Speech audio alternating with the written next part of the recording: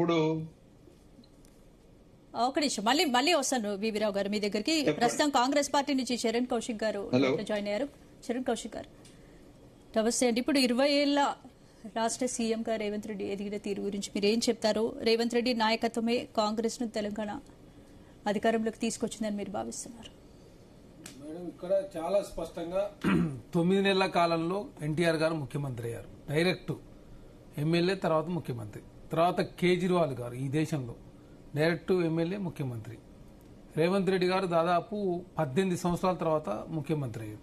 First జెడ్పీసీగా, తర్వాత ఎమ్మెల్సీగా, తర్వాత ఎమ్మెల్యేగా 2 సార్లు, మధ్యలో ఓడిపోతే మళ్ళీ ఎంపీ అయి, తర్వాత కాంగ్రెస్ పార్టీ వర్కింగ్ ప్రెసిడెంట్గా, తర్వాత కాంగ్రెస్ పార్టీ అధ్యక్షుడిగా ఉండి తెలంగాణ రాష్ట్రంలో కాంగ్రెస్ పార్టీ అధికారం తీసుకొచ్చి ముఖ్యమంత్రి అయిన పరిస్థితి మనం చూస్తా ఉన్నాం. అదే కాకుండా ఇక్కడ అఖిలేష్ యాదవ్ గారు కావచ్చు, తర్వాత ఏదైతే దేశంలో ఉన్నటువంటి చాలా మంది సిద్ధరామయ్య లాంటి వాళ్ళు కూడా పార్టీ మారి సిద్ధరామయ్య గారు కాంగ్రెస్ పార్టీలో కూడా ముఖ్యమంత్రి అయ్యారు. అదే కాకుండా ఇప్పుడు నరేంద్ర మోడీ గారు లాంటి వాళ్ళేమో ఏకంగా డైరెక్ట్ గవర్నమెంట్ వచ్చిన తర్వాత ముఖ్యమంత్రి అయిన పరిస్థితి మనం చూసినాం. ముఖ్యమంత్రి అయి తర్వాత ఎమ్మెల్యేగా పోటీ చేసి ముఖ్యమంత్రి అయిన పరిస్థితి. కానీ రేవంత్ రెడ్డి గారు తెలంగాణ రాష్ట్రంలో టీడీపీలో ఉన్నప్పుడు టీడీపీ మనగడ కష్టం అనుకున్న సందర్భంగా కాంగ్రెస్ పార్టీకి వచ్చి, కాంగ్రెస్ పార్టీలోకి వచ్చిన తర్వాత వర్కింగ్ ప్రెసిడెంట్ అయిన తర్వాత ఎమ్మెల్యే ఓడిపోయిన పరిస్థితి. తర్వాత ప్రతిపక్షంలోనే మళ్ళీ ఎంపీగా ఉండి కాంగ్రెస్ పార్టీని తన బుధస్కంధాల మీద కాంగ్రెస్ పార్టీని అధికారం తీసుకొచ్చి తెలంగాణ రాష్ట్రంలో కాంగ్రెస్ పార్టీగా ప్రజలకు ఇచ్చిన హామీని ప్రతిదీ నెరవేర్చే ప్రయత్నంలో కాంగ్రెస్ పార్టీ ముందుకు పోతూ ఒక విజన్ తోటి తెలంగాణ, హైదరాబాద్, తెలంగాణ రాష్ట్రం ఏ విధంగా చరణ్ గారు ఇందాక సుమిత్రానంద్ గారు మాట్లాడుతూ మీరు లేట్ గా జాయిన్ అయ్యారు కాబట్టి ఆవిడ వర్డ్స్ చెప్తున్నాను. తొక్కుకుంటూ వచ్చానని ముఖ్యమంత్రి చాలా సార్లు చెప్పారు. నిజంగానే ఆయన తొక్కుకుంటూ వచ్చారు, ఎంతో మంది సీట్లను తొక్కేశారు. అలాగే కాంగ్రెస్ పార్టీకి డబ్బులు ఇచ్చి ఇటు పిసిసి చీఫ్ కావచ్చు, ముఖ్యమంత్రి పదవి కావచ్చు కొనుక్కున్నారు. అది నా వ్యాఖ్యలు కాదు, కాంగ్రెస్ లో ఉన్న కొంతమంది చేసినటువంటి వ్యాఖ్యలు అంటూ ఆమె ప్రస్తావించినటువంటి పరిస్థితి. ఇప్పుడు నిజమా? తొక్కుకుంటూ వచ్చారా, కొనుక్కుంటూ వచ్చారా? ఎదిగిన ప్రస్థానం మీద ఈ ఆరోపణలకు ఏమంటారు? ఇప్పుడు టీఆర్ఎస్ పార్టీ వారు కాంగ్రెస్ పార్టీ టీఆర్ఎస్ పార్టీ పొత్తులో కలగుర్తి టికెట్ దగ్గర దాకా వచ్చింది. తర్వాత నాకు టికెట్ రాలేదని చెప్పేసి వారే మాట్లాడారు.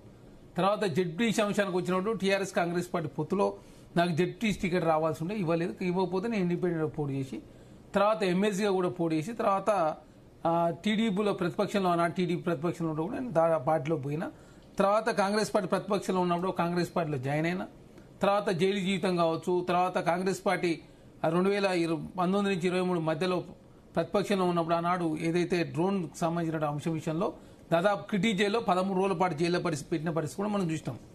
ఆ సందర్భానుసారంగా మాట్లాడుతూ ఏ విధంగా నాకు టికెట్ రాకుండా అడుకున్న వాళ్ళని ఏ విధంగా నేను తొక్కుంటూ వస్తానని చెప్పి మాట్లాడింది తప్ప ఏదో కాంగ్రెస్ పార్టీలో ఉన్న నాయకులు తొక్కుంటూ కాదు. కాంగ్రెస్ పార్టీలో చాలా మంది నాయకులు ఈ మధ్యకాలంలో పక్క పార్టీలో వాళ్ళు చాలా మంది ముఖ్యమంత్రి అయ్యారు.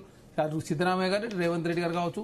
ఇక భారతీయ జనతా పార్టీలో అయితే బసవరాజు బొమ్మాయి గారు, మొన్న సామ్రాట్ చౌదరి గారు బీహార్ నుంచి కావచ్చు, తర్వాత పశ్చిమ బెంగాల్ నుంచి హేమంత్ సోరే, అదేవిధంగా మన సువేంద్ర అధికారి గారు కావచ్చు. చాలా మంది ఈ మధ్యకాలంలో పక్క పార్టీలు కూడా చాలా మంది ముఖ్యమంత్రులు అవుతారు.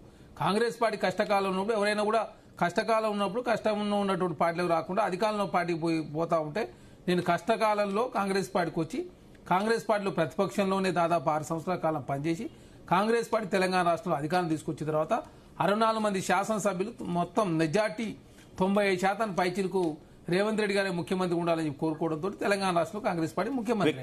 వ్యక్తిగతంగా ఈ 20 ఏళ్ల ప్రస్థానంలో ఆయన సక్సెస్ అయ్యారు. జెడ్పీటీసీ నుంచి ముఖ్యమంత్రి పదవి దాకా వచ్చారు. కానీ వ్యక్తిగతంగా ఆయన అయినటువంటి సక్సెస్ ముఖ్యమంత్రి అయిన తర్వాత ముఖ్యమంత్రిగా సక్సెస్ అయ్యారా? ఇది వస్తున్నటువంటి క్వశ్చన్.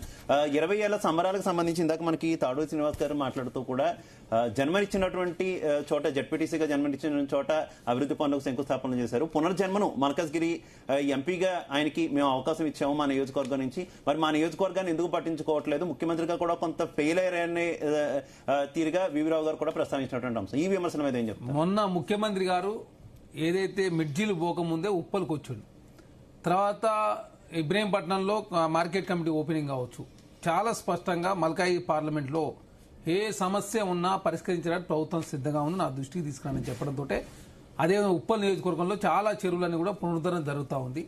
దానిలో భాగంగా ఉప్పల్ సంబంధించి కనెక్టివిటీ మెట్రో ఉంటుంది, మెట్రోను విస్తరించే ప్రయత్నం జరుగుతూ ఉంది.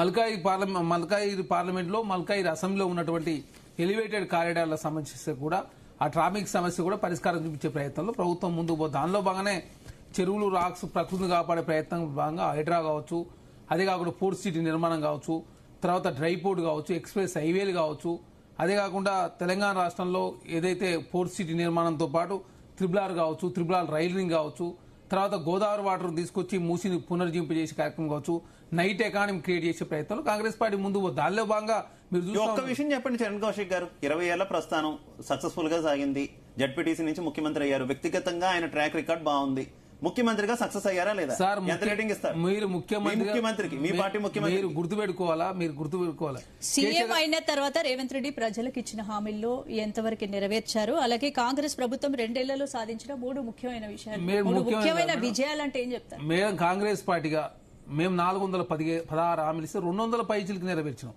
మేము చెప్పినవి చేసినాం, చేయని కూడా చెప్పినాం. అంటే చూడండి, చేసినవి కూడా మేము చెప్పుకోలేని పరిస్థితి ఉన్నాం. కానీ బీఆర్ఎస్ పార్టీ ఏం చేయకుండా కూడా 9 సంవత్సరాల కాలం పాటు అధికారులు. ఒకటి చూడండి, వాళ్ళకు ఒక 4 సీట్ నిర్మాణం చేద్దాం ఒక ఆలోచన రాలే.